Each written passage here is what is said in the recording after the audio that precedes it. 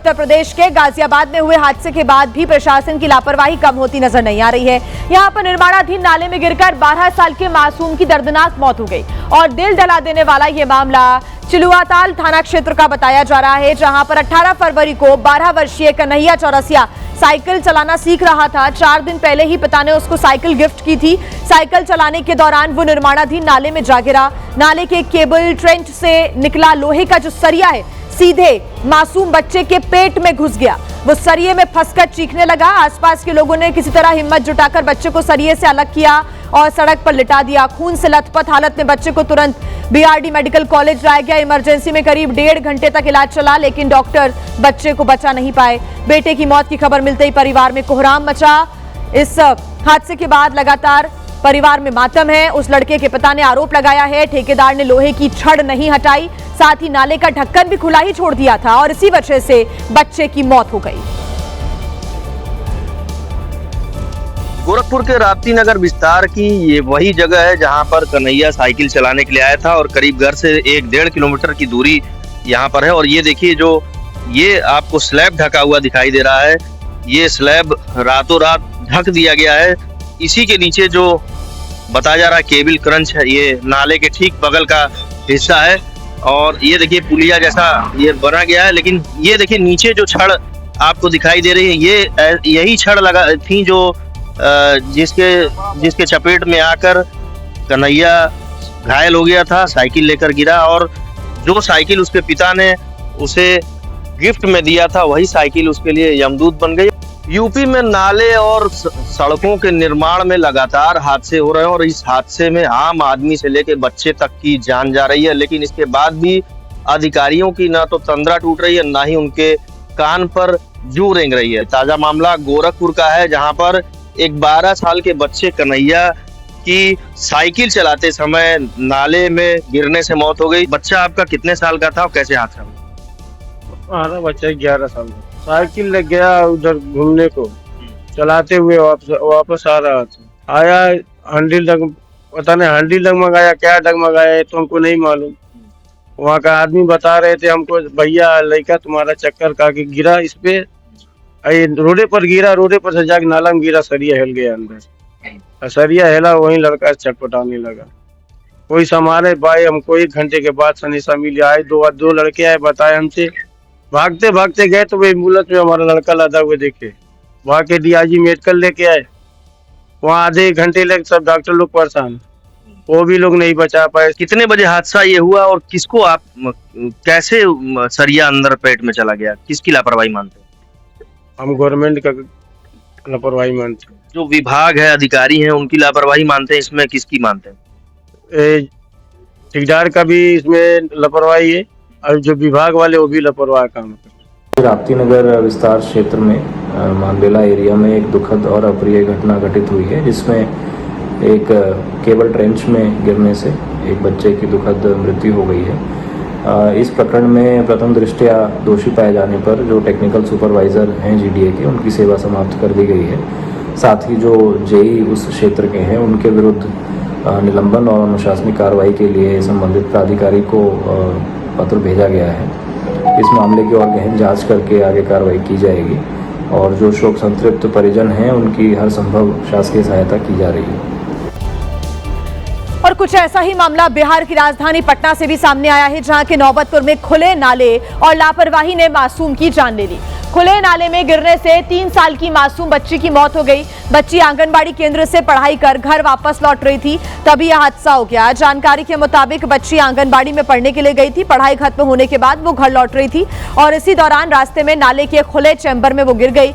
ये घटना आंगनबाड़ी केंद्र से करीब 200 मीटर की दूरी पर हुई है। वहां रहने वाले लोगों के अनुसार नाले का चैम्बर लंबे समय से खुला हुआ पड़ा हुआ था, जिससे पहले भी हादसे की आशंका जताई जा रही थी। गुरुवार दोपहर बच्ची के गिरने के बाद अफरा तफरी मच गई। उसे बाहर निकालने की कोशिशें की गई, लेकिन तब तक काफी देर हो चुकी थी।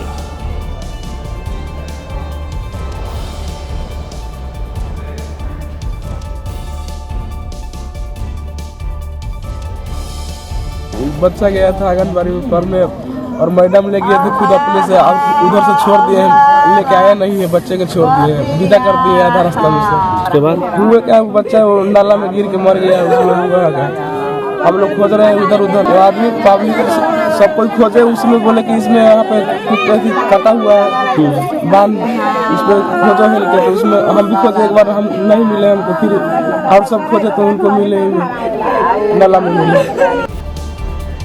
वहीं असम के जोरहाट में बीती रात लगी भीषण आग की वजह से हड़कंप मच गया। यह आग north east institute of science and technology campus में मौजूद गोदाम में भड़की थी। इसमें बड़े पैमाने पर केमिकल्स और शोध सामग्री रखी हुई थी। ऐसे में आग तेजी के साथ फैली, जिसने देखते देखते विकराल रूप धारण कर लिया। चश्मदीदों ने बताया कि आग लगने के बाद गोदाम के भीतर 10 से ज्यादा धमाके हुए, जिससे इलाके में अफरा तफरी मच गई। आग लगने की जानकारी मिलते ही फायर ब्रिगेड और रेस्क्यू दल की टीमें मौके पर पहुंची। आग पर काबू पाने की कोशिशें शुरू की गई। घंटों की कड़ी मशक्कत के बाद आग पर काबू पा लिया गया। गनीमत रही कि इस हादसे में किसी की मौत नहीं हुई, लेकिन इस आग में जलकर संस्थान के महत्वपूर्ण दस्तावेजों को जरूर नुकसान पहुंचा है। आग किस वजह से लगी फिलहाल साफ नहीं है। ऐसे में इसका पता लगाने की कोशिशें की जा रही हैं।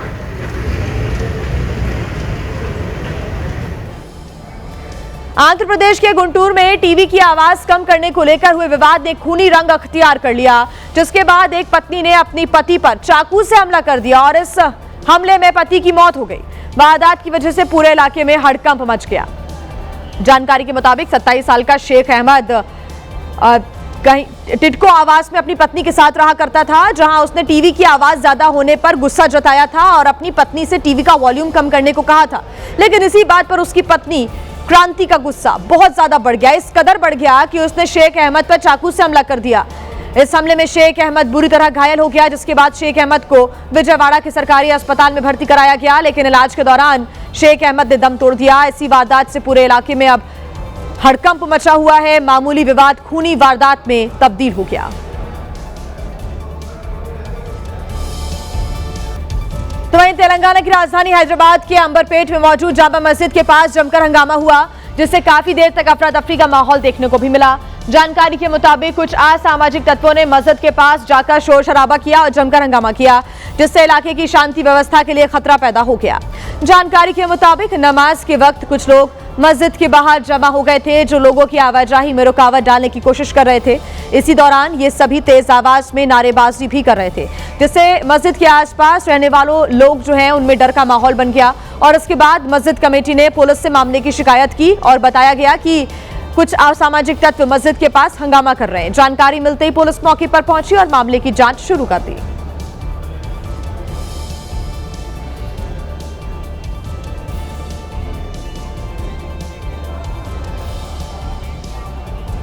सुल्तानपुर की तस्वीरें हम आपको दिखा रहे हैं, जहां पर कोर्ट पहुंचे हैं राहुल गांधी, जिन्होंने अपना बयान यहां पर दर्ज करवाने के लिए आज वो सुल्तानपुर पहुंचे हैं।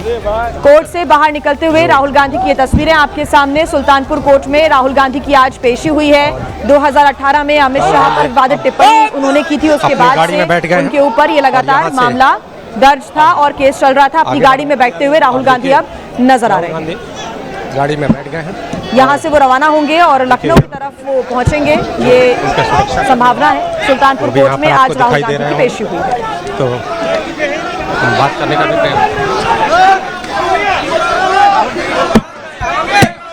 राहुल जी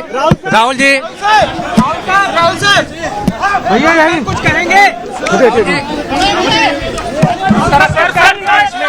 उत्तर प्रदेश में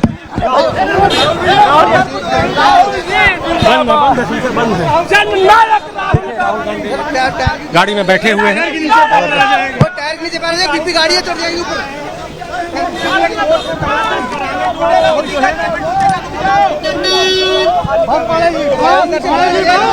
राहुल गांधी पहुंचे थे। राहुल गांधी का वकील साहब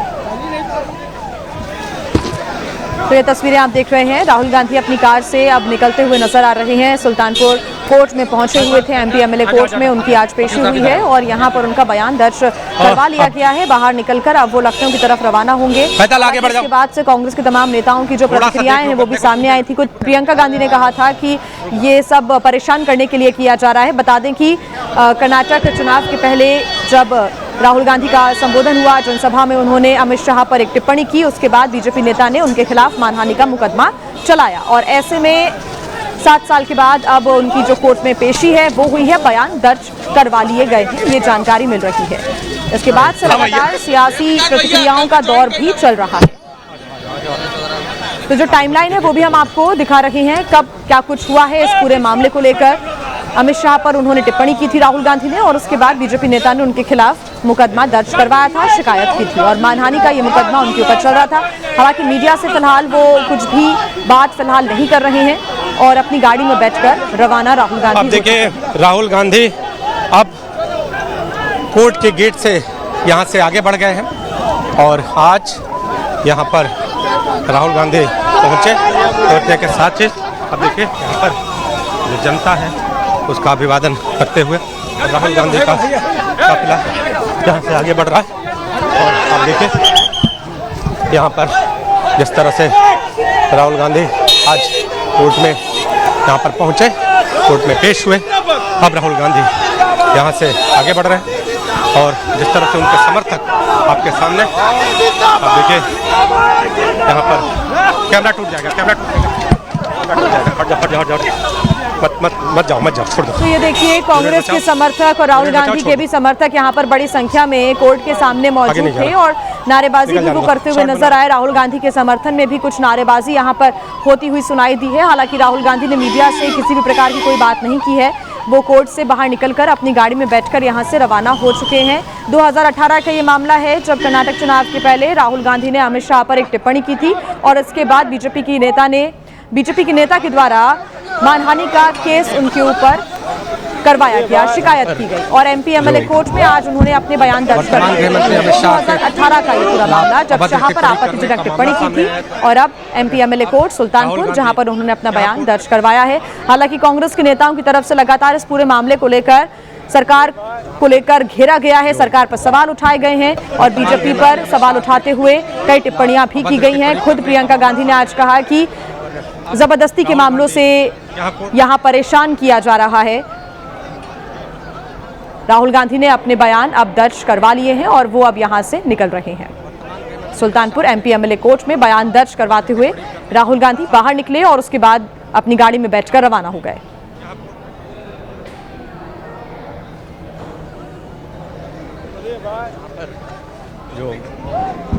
तो आज राहुल गांधी की कोर्ट में पेशी हुई है। हालांकि कोर्ट के अंदर और क्या कुछ हुआ इसके बारे में आगे जानकारी जुटाई जाएगी। आखिर बयान दर्ज किए हैं, अगला जो पूरी प्रक्रिया है अगली वो कोर्ट को लेकर क्या कुछ होती है इस पर भी नजर रहेगी। बड़ी खबर आपको बता दें मध्य प्रदेश से, जहां पर पुतला दहन के दौरान हादसा हो गया। मंत्री का पुतला दहन करते वक्त आग लग गई। मैयर में आग लगने से ट्रैफिक इंस्पेक्टर झुलस गए। ट्रैफिक इंस्पेक्टर को अस्पताल में भर्ती कराया गया है जहां उनका इलाज चल रहा है। आपको बता दें कि मंत्री कैलाश विजयवर्गीय के खिलाफ हो रहा था प्रदर्शन। नेता प्रतिपक्ष के खिलाफ मंत्री के बयान का विरोध किया जा रहा था और ये घटना उस समय घटी जब प्रदर्शनकारी पुतला दहन कर रहे थे और पुलिस उन्हें रोकने की कोशिश कर रही थी। तस्वीरें भी आप देख रहे हैं। दरअसल कैलाश विजयवर्गीय ने नेता प्रतिपक्ष उमंग सिंगार के खिलाफ अपशब्द कहे थे। इसको लेकर लोग मंत्री का पुतला दहन करने पहुंचे थे, लेकिन इसी दौरान अचानक से आग लग गई और ये हादसा हो गया। अब पुलिस ने पूरे मामले में कार्रवाई की बात कही है। दो तस्वीरें आपके सामने, पुतला दहन यहां पर हो रहा था, विरोध प्रदर्शन किया जा रहा था, लेकिन अचानक से आग भड़क उठी और इस दौरान एक पुलिसकर्मी भी झुलसते हुए नजर आए। ट्रैफिक इंस्पेक्टर यहां पर झुलसते हुए आप देख रहे हैं तस्वीरों में और उनके पास लोग भागते हुए उन्हें बचाने के लिए भी दौड़े। ये तस्वीरें आपके सामने। आग पर तुरंत काबू पाने का प्रयास किया गया और ट्रैफिक इंस्पेक्टर को बचाने की कोशिशें हुई। हालांकि यहां पर प्रदर्शनकारियों के बीच में और पुलिस के बीच में जब झड़प हो रही थी, यहां पर छीना झपटी हो रही थी, उसी दौरान ये आग भड़क उठी और एक ट्रैफिक इंस्पेक्टर पे उनकी शर्ट पर यह आग लग गई। तस्वीरें आपके सामने।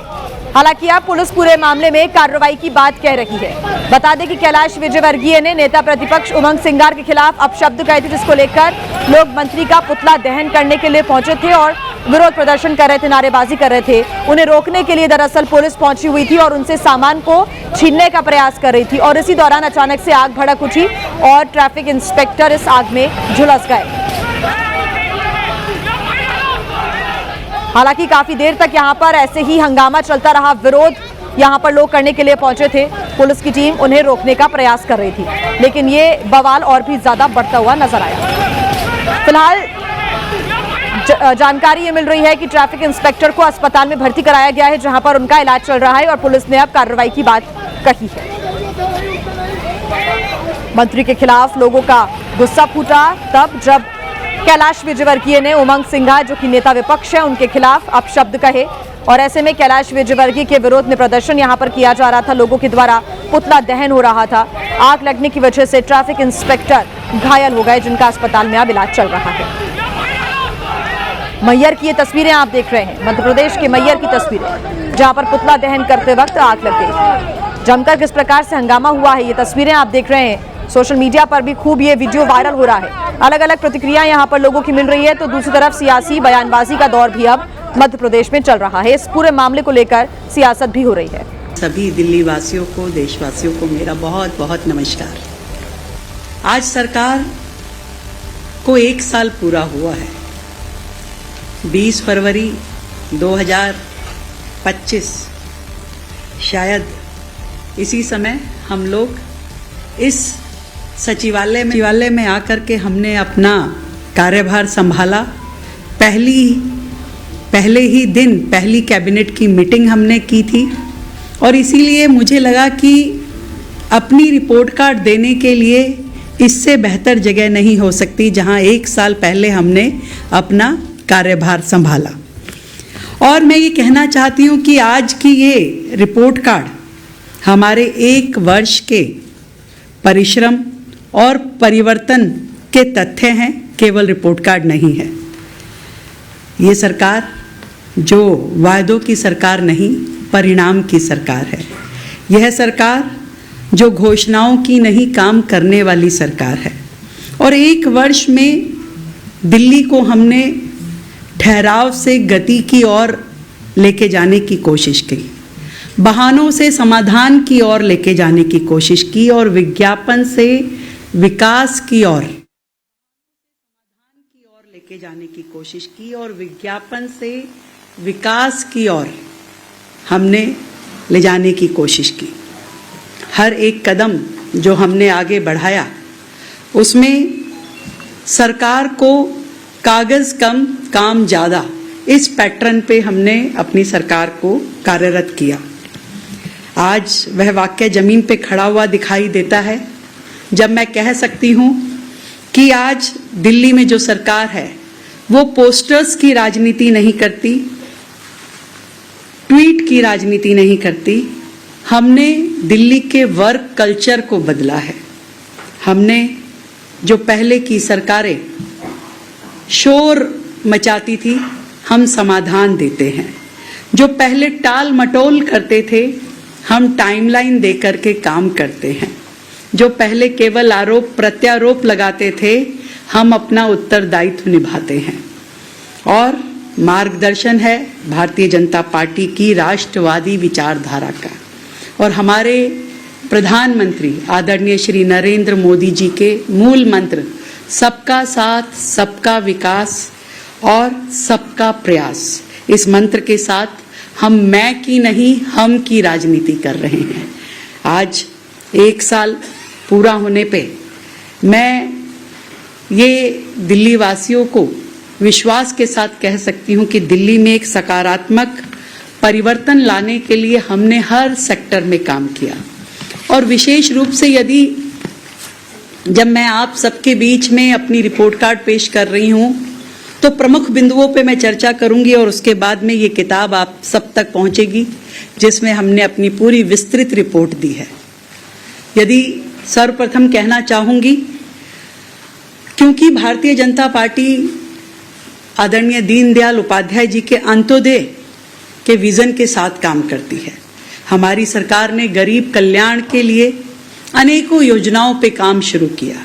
ये 365 के 365 दिन हमने कोशिश की कि रोजाना दिल्ली एक कदम आगे बढ़े वेलफेयर की दृष्टि से, गरीब कल्याण की दृष्टि से।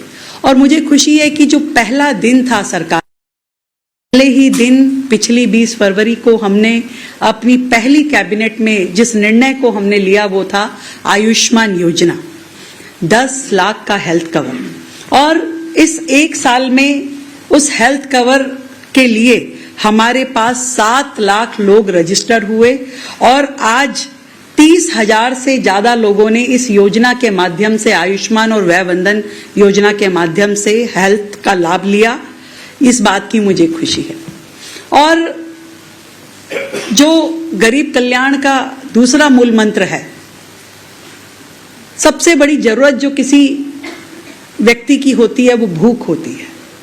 हमने इस बात पे काम किया कि दिल्ली जो देश की राजधानी है, यहां कोई भूखा ना सोए। अटल कैंटीन उसी विजन के साथ शुरू की गई।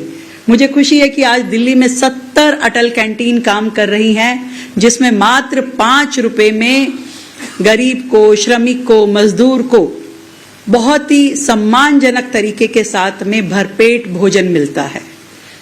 70 कैंटीन यानी 70,000 लोग रोजाना हमारी इन अटल कैंटीन्स के माध्यम से भोजन ग्रहण कर पा रहे हैं। और गरीब कल्याण की बात और झुग्गी बस्तियों में जो लोग, जो परिवार दिल्ली में रह रहे हैं, उसकी बात ना करूं, ऐसा नहीं हो सकता। हमारे संकल्प पत्र से लेकर के हर काम में आपको दिखाई देगा जो प्रतिबद्धता हमारी दिल्ली के झुग्गी वासियों के लिए थी, उसको हमने अपने हर काम के साथ जोड़ा। 700 करोड़ रुपए का फंड हमने अपने बजट, जो कि 1 लाख करोड़ का बजट सरकार ने पेश किया, तो हर सेक्टर को जब बजट डिस्ट्रीब्यूशन हो रहा था तो झुग्गी एरिया के लिए, झुग्गी बस्तियों में विकास कार्यों के लिए हमने 700 करोड़ रुपए का बजट दिया, ताकि झुग्गी में भी नाली, खड़ंजा, शौचालय, बच्चों के लिए पार्क इत्यादि ये सारी सुविधाएं, अनेकों झुग्गियों में अब से पहले बहनों के लिए स्नान घर नहीं थे, शौचालयों की बड़ी बुरी व्यवस्था थी, पर 700 करोड़ रुपए के बजट के माध्यम से इन सभी झुग्गी बस्तियों में काम शुरू हुआ, ताकि झुग्गी के लोग भी सम्मानजनक तरीके से रहें। और वहीं दूसरी ओर झुग्गी को मकान देने की बात जो हमने कही थी, उस पे भी हमने काम शुरू किया। और हमारे जो फ्लैट पिछली सरकारों ने कब से बना करके छोड़े हुए थे, जो फ्लैट अलॉटमेंट ही नहीं हुआ था झुग्गी वासियों को, उनको रिपेयर करने का काम, उनको रेनोवेट करने के काम, उन प्रेमिसेस को आज के आधुनिक जरूरतों के हिसाब से बनाने का काम दिल्ली सरकार ने किया। उसमें सावदा, घेवरा, भलसवा, द्वारका, सुल्तानपुर, यहाँ पे लगभग 13,000 फ्लैट्स को रेनोवेट करने का काम चल रहा है, जिसके प्रथम चरण में, झुग्गी वासियों को मकान देने के प्रथम चरण में हम इन 13,000 फ्लैट्स को चाहेंगे कि दिल्ली की झुग्गी वासियों को हम इन्हें दें। और वहीं दिल्ली में देश की सबसे ज्यादा मिनिमम वेजेस यदि कहीं लागू की गई तो वो दिल्ली में लागू की गई। आज हम 22,411 रुपए की मिनिमम वेज जो है अपने मजदूर भाई को दे रहे हैं, जो कि पूरे देश में सबसे ज्यादा है। वहीं वो मजदूर और रोजगार वाली बहनें जो अपने परिवार में छोटे बच्चों के साथ रहती हैं और काम पे जाना चाहती है, नौकरी करती है, फैक्ट्री में जाती है, पर उसके बच्चे कहाँ रहें, कहाँ छोड़ के जाए, उस चिंता को जब वो सताती थी, तो उसके लिए दिल्ली सरकार ने 500 पालना केंद्र, क्रच सेंटर्स खोले, जहां वो मजदूर श्रमिक बहन अपने बच्चों को छोड़ के जा सकती है। और उन बच्चों का ध्यान रखने के लिए दिल्ली सरकार ने बीड़ा उठाया। इन 500 पालना केंद्र के माध्यम से मैं समझती हूं कि दिल्ली की श्रमिक बहनों के लिए अत्यंत ही लाभ उनको मिल रहा है। हम में भी 85 करोड़ के काम जो हैं इस साल सैंक्शन किए, जो अब 146 परियोजनाओं के रूप में दिल्ली में काम चल रहे हैं। दूसरे सेगमेंट पे मैं आती हूं। दिल्ली की जो बहुत ही मूलभूत जरूरत है वो है पानी और सीवर। वर्षों से दिल्ली की जनता बड़े बड़े सपने ना देख करके छोटी छोटी जरूरतों पे कंसंट्रेट कर रही थी कि पानी नहीं है दिल्ली में, पाइपलाइन नहीं है, सीवर लाइन नहीं है। उस दिशा में हमने वाटर लाइंस के लिए ट्रांसमिशन जो लाइंस होती हैं उनको 13 किलोमीटर लाइन को हमने रिप्लेस किया और दूसरी ओर जो डिस्ट्रीब्यूशन नेटवर्क है उसमें हमने 172 किलोमीटर लाइन को नया डाला या रिप्लेस किया, 172 किलोमीटर लाइन को, और साथ ही 37 किलोमीटर नई लाइंस डालने के लिए हमने वर्क अवार्ड कर दिए हैं। और सेकेंडरी और डिस्ट्रीब्यूशन जो लाइंस हैं, वाटर लाइंस, 833 किलोमीटर, इनके भी हमने वर्क अवार्ड कर दिए हैं, जो कि दिल्ली में अलग अलग विधानसभाओं में ये काम शुरू होने जा रहे हैं या शुरू हो चुके हैं। सीवर लाइन की बात यदि मैं करती हूं तो हमने दिल्ली में 180 किलोमीटर नई सीवर लाइन बिछाई है और 110 किलोमीटर हमने सीवर लाइन रिप्लेस की है। और नई सीवर लाइन जो आज वर्क अवार्ड हो चुके हैं और काम शुरू होना है, वो 144 किलोमीटर सीवर लाइन का काम सैंक्शन हो चुका है और टेंडर प्रक्रिया में चल रहा है। मैं जरूर बताना चाहूंगी कि दिल्ली में पानी की समस्या है, उसमें हमने चंद्रावल प्लांट जो कि काफी समय से चल रहा था, काम रुका पड़ा था, उसको हमने बहुत ही स्पीड में करते हुए इस साल उस प्रोजेक्ट को हम पूरा कर लेंगे, जिससे लगभग 9-10 विधानसभाओं की जो है पानी की समस्या दूर होगी। इसकी कैपेसिटी जो है 105 MGD होगी। इसी प्रकार द्वारका 2, वहां पे भी 50 MGD का WTP इसी साल बनके तैयार होने जा रहा है। नए WTP उसकी तैयारी भी हम कर रहे हैं, क्योंकि यदि हम बाकी राज्यों से पानी लेने की बात भी करें या जो नए डैम जिसकी प्लानिंग चल रही है वहां से पानी भी यदि दिल्ली को मिलता है तो वो कहां लेके आया जाएगा। और आइए अब बात करेंगे मुंबई की, जहां के वाकोला इलाके में सिलेंडर विस्फोट होने से हड़कंप मच गया। इस हादसे में 4 लोग बुरी तरह से घायल हो गए हैं। पूरी घटना का चौंका देने वाला CCTV वीडियो भी सामने आया है। तस्वीर आप देख रहे हैं। सिलेंडर की मरम्मत के दौरान अचानक से जोरदार धमाका होता है। सिलेंडर की मरम्मत के दौरान अचानक विस्फोट हुआ और इस दौरान वहां एक आदमी बैठा हुआ था जो धमाके के बाद जमीन पर गिर गया। ये तस्वीरें वाकोला के दिघे चाल इलाके की है, जहां पर सिलेंडर की मरम्मत के दौरान अचानक जोरदार धमाका होता है और धमाके के तुरंत बाद घर में आग लगी और मौके पर अफरा तफरी मच गई। इस हादसे में 4 लोग गंभीर रूप से झुलस गए हैं, जिन्हें अस्पताल में भर्ती कराया गया।